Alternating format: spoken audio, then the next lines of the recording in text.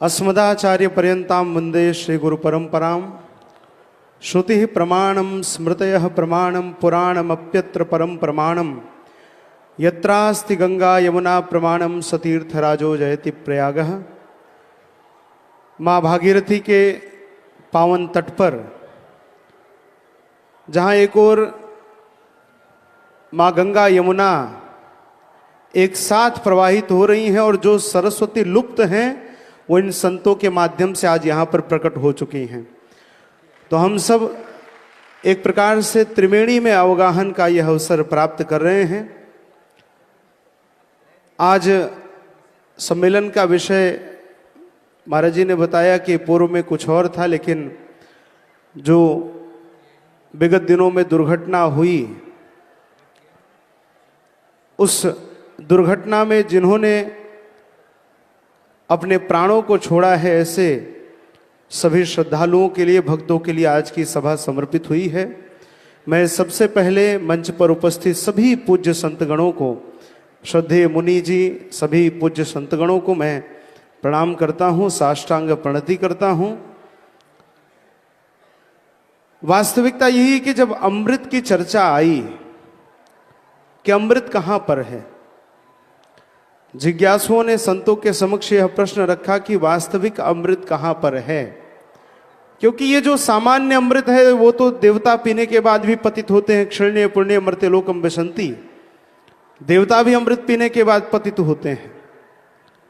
तो वहां पर समाधान दिया कि अब्धौ विधौ बधुमुखे फणिनाम निवासे स्वर्गे सुधा इति मुधा कवयो वदंती। अब्धौ अर्थात सागर में अमृत है। तो किसी ने कहा यदि सागर में अमृत है तो सागर खारा क्यों है? अमृत मिलने के बाद तो उसको मीठा होना चाहिए। फिर किसी ने कहा कि विधौ अर्थात चंद्रमा में अमृत है। तो यदि चंद्रमा में अमृत है तो चंद्रमा बढ़े तो ठीक है, लेकिन घटना तो नहीं चाहिए उसको। अमृत मिलने के बाद तो जीव को बढ़ते रहना चाहिए। फिर फणिनाम निवासे, फणी जहां अर्थात सर्प जहां रहते हैं, ऐसे पाताल लोक में अमृत है। तो यदि पाताल में अमृत है, सर्पों के निवास में अमृत है, तो सर्प डरते क्यों हैं? क्योंकि हमारे यहाँ नीति शास्त्र में कहा गया सर्पाणाम च महद भयम, सर्प बहुत भयभीत होते हैं, डरते हैं।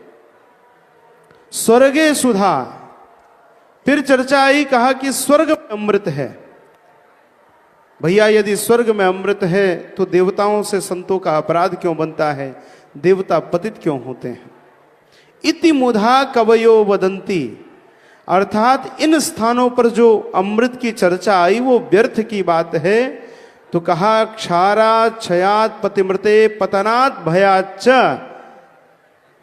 क्योंकि समुद्र खारा है, चंद्रमा घटता बढ़ता रहता है, माताओं की मृत्यु होती है, देवता पतित होते हैं, सर्प भयभीत होते हैं, अर्थात इन स्थानों पर अमृत नहीं है। तो अमृत कहाँ है? तो कहा कंठे सुधा वसति वही भगवत जना नाम। यदि अमृत कहीं पर है तो केवल और केवल संतों के कंठ में है, और वह जब भगवत कथा के रूप में, हरि चर्चा के रूप में प्रकट होता है, तब उस अमृत का पान पीकर जीव धन्य होता है।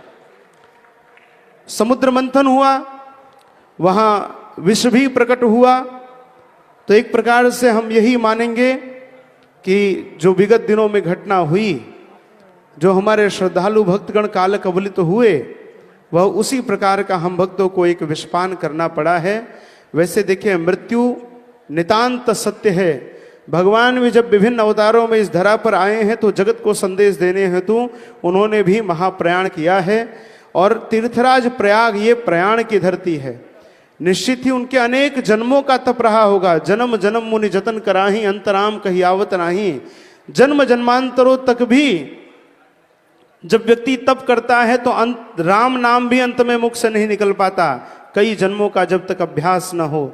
तो उन हुतात्माओं को प्रयागराज की धरा पर शरीर छोड़ने का जो एक अवसर मिला, मुझे लगता है कि ना जाने कितने दिनों का, उनके कितने जन्मों की तपस्या रही होगी। लेकिन ये है कि उसका दुख हम सबको है। पूज्य संतों की ओर से और कुंभ में पधारे सभी श्रद्धालुओं की ओर से हम उनके प्रति श्रद्धांजलि अर्पित करते हैं। और मैं निवेदन करना चाहता हूँ पूरे तीर्थराज प्रयाग के संपूर्ण क्षेत्र में आप जहां भी, जिस खालसे में, जिस स्थान में, जिन संतों के सानिध्य में रह रहे हैं, जहां भी माँ भागीरथी की धारा बह रही है, उनमें स्नान करने का अपने आप में एक महत्व है। हमारे यहाँ रविग्रहे कुरुक्षेत्रे स्वर्ण भारेण यत् फलम प्रयागे मज्जते माघे दिवसे दिवसे फलम। सूर्य ग्रहण के समय में जो स्वर्ण दान का फल मिलता है, 1000 राजसूय यज्ञ करने का फल मिलता है, 100 अश्वमेध करने का जो फल प्राप्त होता है, वो पवित्र माघ मास में तीर्थराज के परिक्षेत्र में बहने वाली मां भागीरथी के में अवगाहन करने मात्र से मिल जाता है। तो ऐसा भाव हमें नहीं रखना चाहिए कि हमें त्रिवेणी तक ही पहुंचना है। हमारे यहाँ तो चर्चा ही महाराज जी, गंगा गंगेत यो ब्रूयात योजना नाम सतैरपि। 100 योजन दूर अर्थात 300 किलोमीटर दूर से भी जो गंगा गंगा कह देता है, उसकी मुक्ति वहीं पर तय हो जाती है। तो महाराज ऐसी ममतामयी मां भागीरथी है। प्रशासन जिस प्रकार का हमें निर्देश दे, जैसी व्यवस्था हो, उस व्यवस्थाओं का हमें पालन करना है। अभी 3 तारीख को बसंत पंचमी का स्नान है, पौष पूर्णिमा का स्नान करेंगे, महाशिवरात्रि का स्नान करेंगे। तो हम सब एक अनुशासन, पूरी दुनिया में, ये पूरी दुनिया का सबसे बड़ा धार्मिक और सांस्कृतिक महापर्व है। अभी मैं फोन में पढ़ रहा था कि दुनिया का सबसे बड़ा जनपद, सबसे बड़ी आबादी वाला जनपद महाकुंभ बन चुका है। तो मैं आप सबसे यह आग्रह करता हूं पूज्य संतों के माध्यम से कि आप तीर्थराज प्रयाग में आए हैं, आप बड़भागी हैं। पूरी दुनिया जहां आने को तरस रही है, आप उस मां भागीरथी की रेणुका में आ चुके हैं, तो आने मात्र से हमारा कल्याण हो चुका है। फिर प्रशासन जैसी व्यवस्था बनाए, पूज्य संतों का जैसा निर्देश हो, उन निर्देशों में, उस अनुशासन में हम सबको रहना है।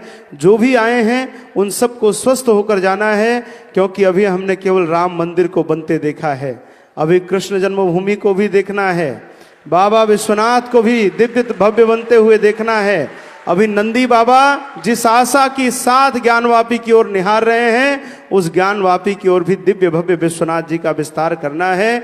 बहुत सारे कार्य भी हम सबको करने हैं। इस नाते प्रत्येक हिंदू का एक एक बालक का स्वस्थ होकर, सुरक्षित होकर कुंभ से जाना आवश्यक है। आप सब अपना, अपने परिजनों का ध्यान रखें, और विशेष करके जो आपके परिचित आने वाले हैं, उन सब से आग्रह करें कि स्नान पर्वों में कोई भी यहाँ पर ना आए। बाकी समयों में यहाँ पर थोड़ी भीड़ कम रहती है, व्यवस्था भी रहती है, तो आप सब उनसे आग्रह करें कि स्नान पर्वों में आने का आग्रह न रखें। आज पूज्य संतों के समक्ष अपने भाव प्रकट करने का एक अवसर मिला, मैं आभारी हूँ।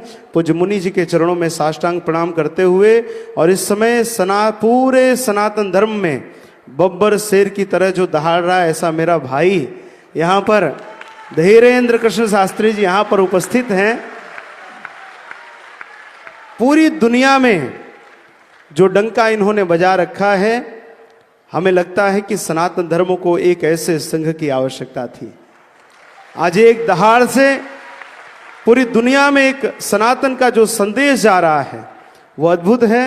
और ज़्यादा तो क्या कहें, हमारी इनकी बहुत अंतरंग बातें हैं जो सामने नहीं कही जा सकती। हमारा इनका प्रेम थोड़ा अलग वाला है।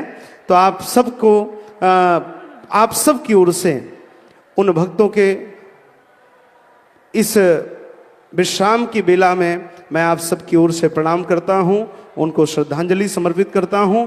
पुनः संतों के युगल पाद पद्मों में प्रणाम करते हुए अपनी वाणी को विश्राम देता हूं। जय श्री राम।